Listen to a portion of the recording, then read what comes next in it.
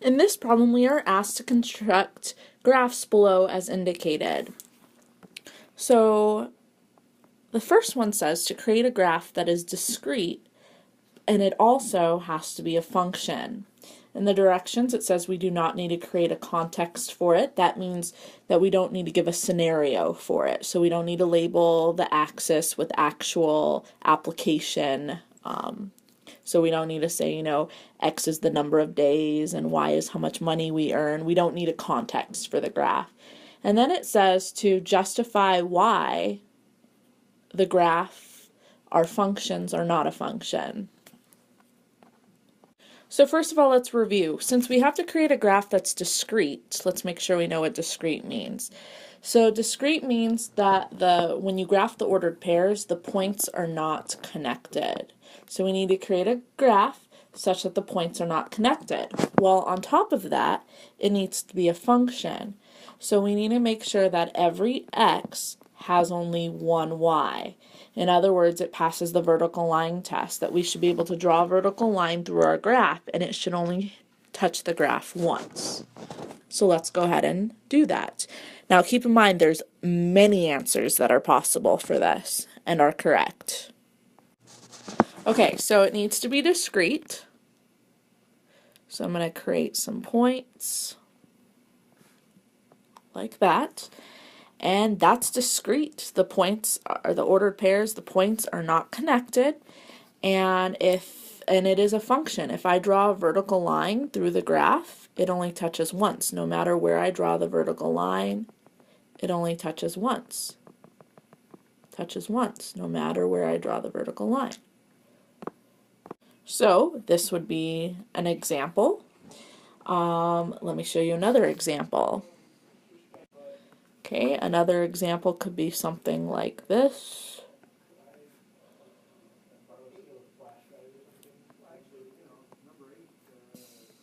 Okay, that's another example.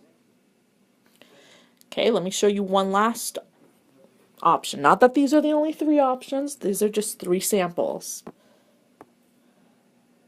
Okay.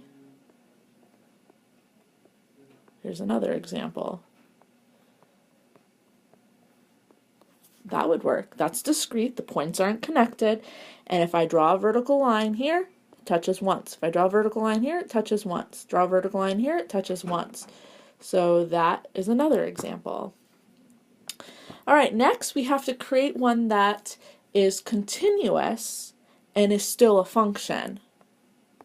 So let's review and make sure we know what continuous means. So continuous means that the points are going to be connected. So we're going to do exactly what we just got done doing, but we just got to connect them. So for example,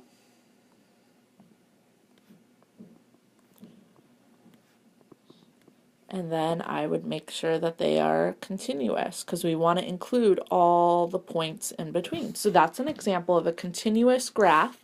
All the points are connected and it is a function. So remember, it's continuous because it includes an infinite amount of points in between the whole number or the integer values.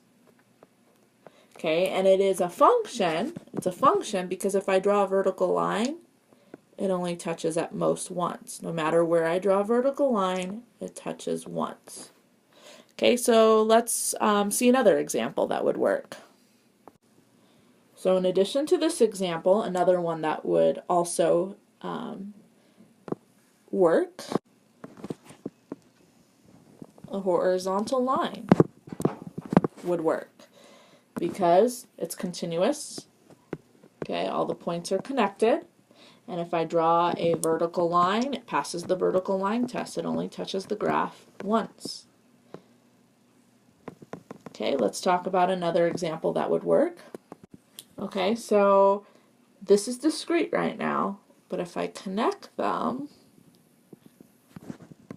like that, that is a continuous graph, that is a function. All the points are connected, and if I draw a vertical line, it will only hit the graph at one point.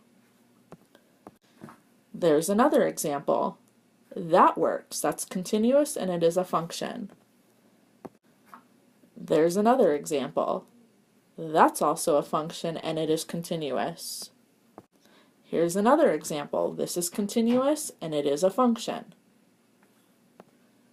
And here's one last example. This would also be continuous and it is a function. So now let's go ahead and move on to the next problem. Okay, the next part of the problem says, why are both of these graphs here? Why are they functions? So remember, to be a function, every x has only one y. It passes the vertical line test.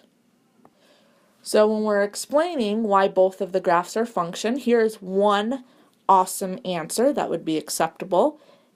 They are both functions because every x has only one y. Here's another great answer. They are both functions because every input has only one output, because maybe the graph doesn't use x and y axis. So that's a general way of saying it. And now here's a third option. It passes the vertical line test. Any vertical line touches the graph only once. So those are 3 examples of great answers that would award you full points for your explanation.